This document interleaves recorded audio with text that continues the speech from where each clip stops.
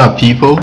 Welcome to episode 5 of our video series Cost of Building in Ghana. Today we'll be looking at the costs as well as the processes involved in the block work of the first floor as well as the decking of the second floor. If you are new to this video series, check out the other episodes, that's episodes 1 to 4, to have a fair idea what the processes have been up to this point. In the last episode, we looked at the block work for the ground floor as well as the dimension and the cost involved for the first floor decking.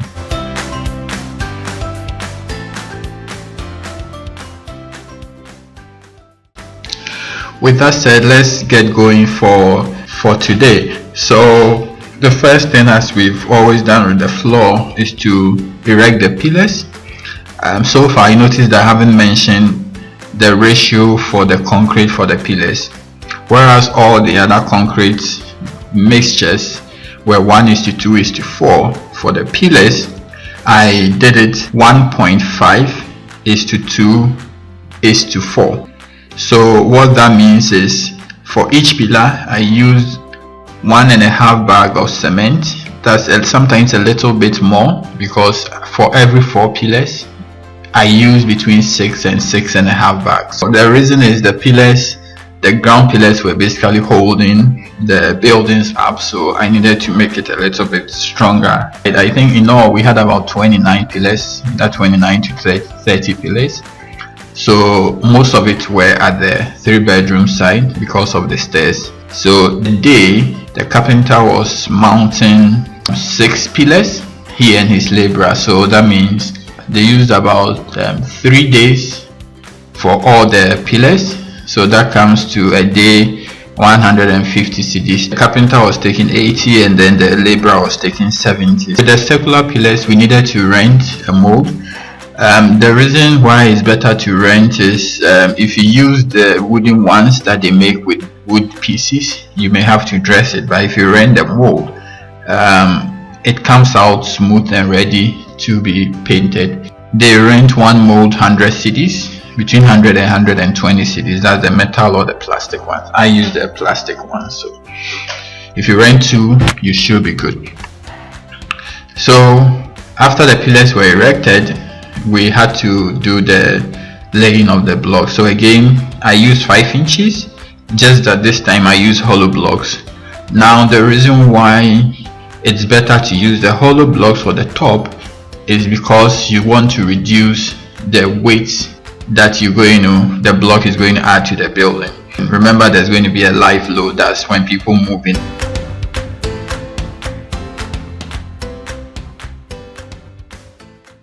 For the top level, I was paying 170. Remember, the ground floor, I was paying mason 80 and the laborer 70. But once we went up 1 floor, I had to pay 90 for the mason and 80 for the laborer. So that came to 170.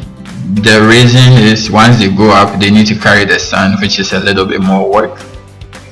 And again, you need to get someone to pack the blocks. I think I paid 40 pesos for each block pack, so you can do the math. If you have about 2,100 blocks times 40 pesos, that's 0.4 times 2,000. You should have a fair idea how much that is going to be. So with the block laid, it was now time for the carpentry work. This was an interesting stage. The carpenters in Ghana have an interesting way of charging for the decking. What they do is, for every floor they double the price. I found this very interesting. So the ground floor, I paid 2,500, as I said in the previous episode, but for the next one they were going to charge 5,000.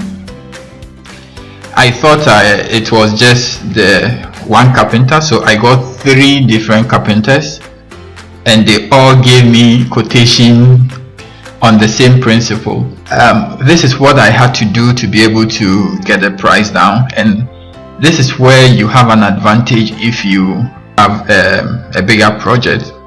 So I negotiated with the one who finally did the job. I told him, I want to make a deal with you. I'm going to give you 4,000 and you can be assured of the next floor, which will happen in 2 or 3 months. Of course, that was a lucrative offer because he can be sure to get the next floor as well. So he subscribed to it, and so for the 2 floors I ended up paying 4,000 each.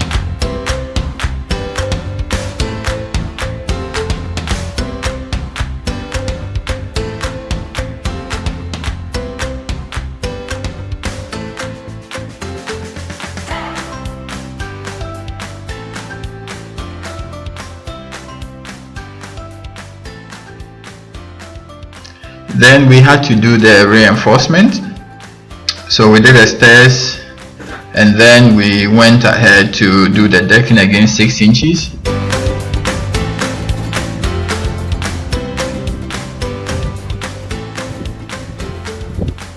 What you may have noticed is that for the sitting room area, because of the span in the middle, I put a secret beam there with 16 mm, 4 down, 4 up, to help with the weight distribution.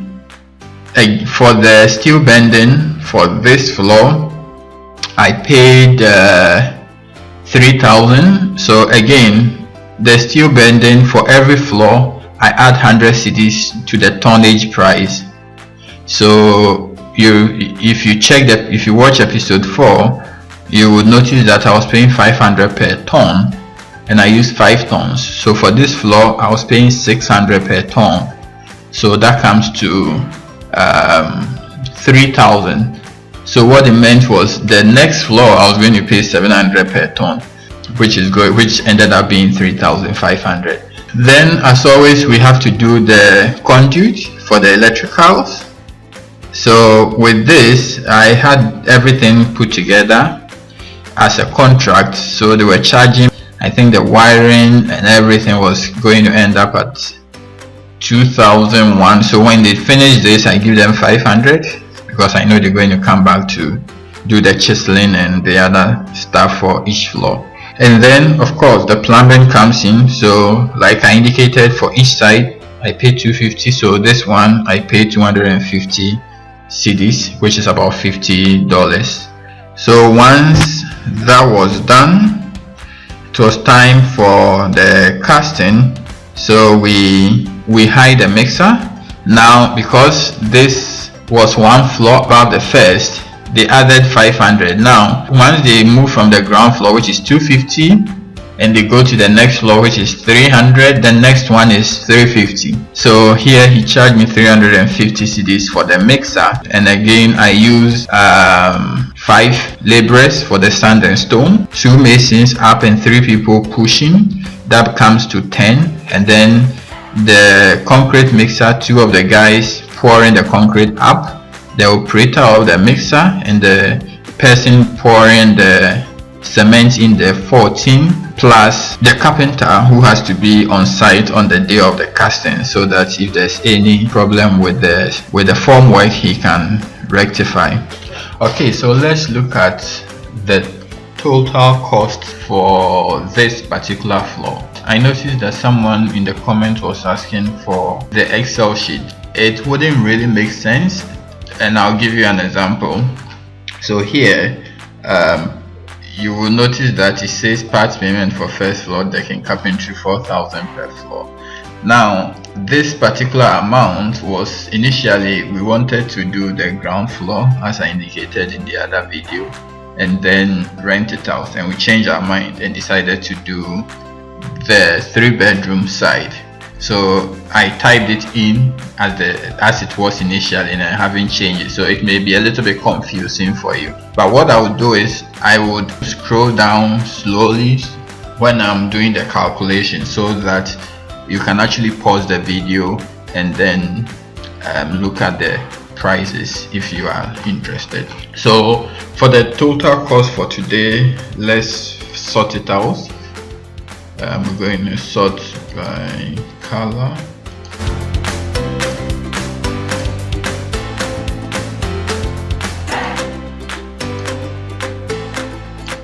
have already colored it to save time. So let's see what the total cost will be.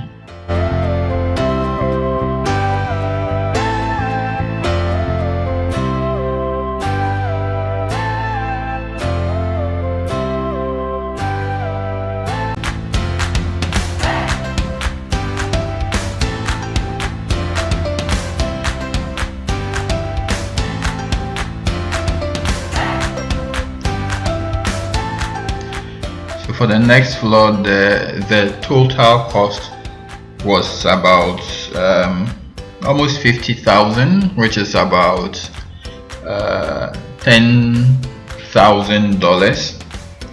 Now this was cheaper than the previous floor, which we captured in episode 4, because I already had the plywood and some of the board. Now it would have been about 2,000 cedis, which is about $500 cheaper, but some of the plywoods were stolen. I wasn't expecting any stealing of these items because it's more like a residential area, but surprisingly, as you can see, boards were stolen, plywoods were stolen, and some nails were stolen as well. So I had to replace these. So people, don't make that mistake. It looks like it's a very common thing. People are actually waiting for you to remove the wood for your floors, and then they begin to steal them. Once you remove the board, don't leave them around like I did. If you look at the video at the beginning of this episode, you see that I left the wood around thinking no one will steal them.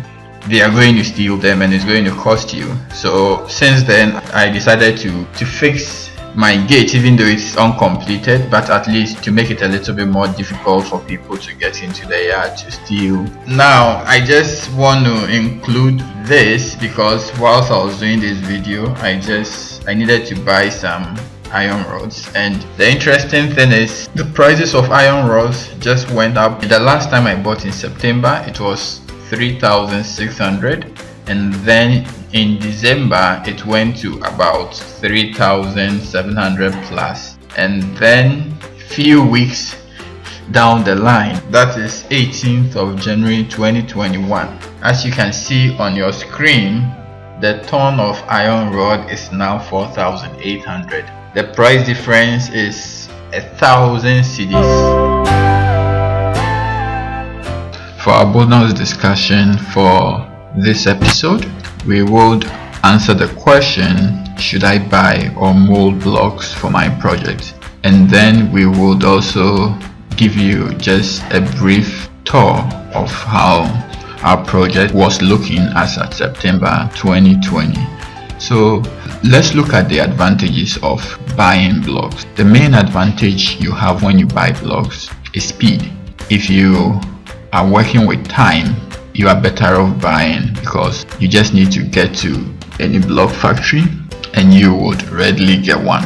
Again, if you don't have enough space, you should also consider buying, so that as soon as you buy, you can immediately use it. For the molds, the advantage you have when you mold is you have stronger blocks and it is cheaper.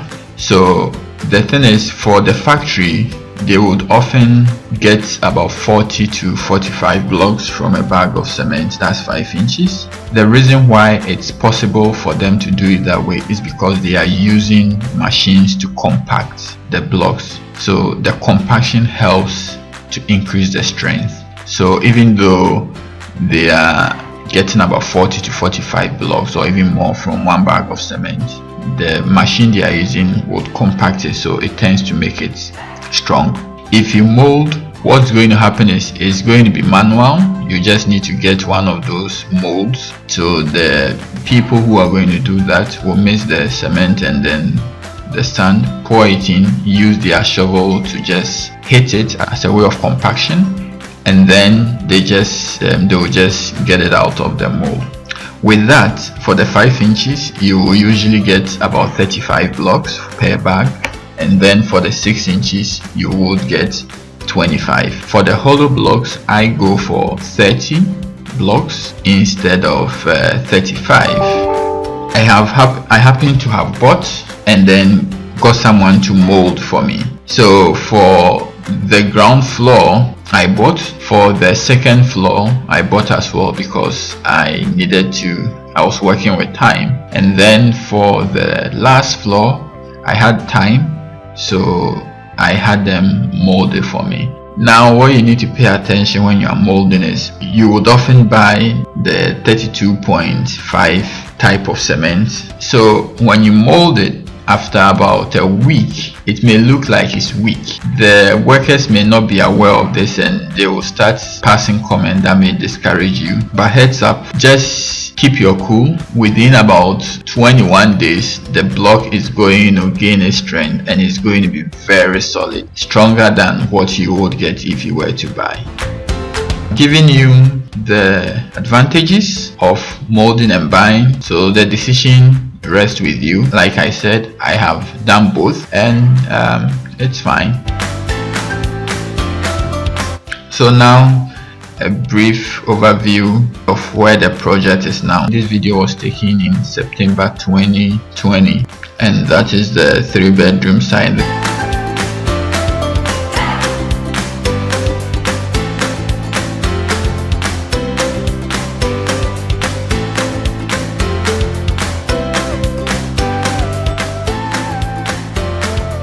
What you see now is the 2-bedroom side.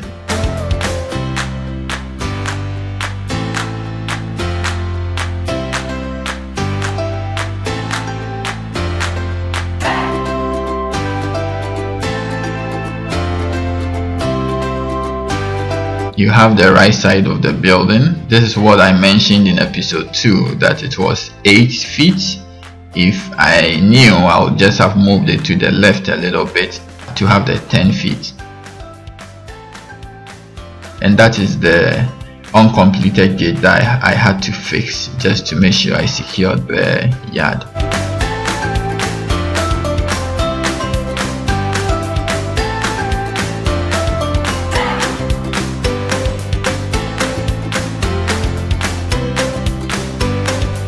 This is the back of the building. That's the 3-bedroom side.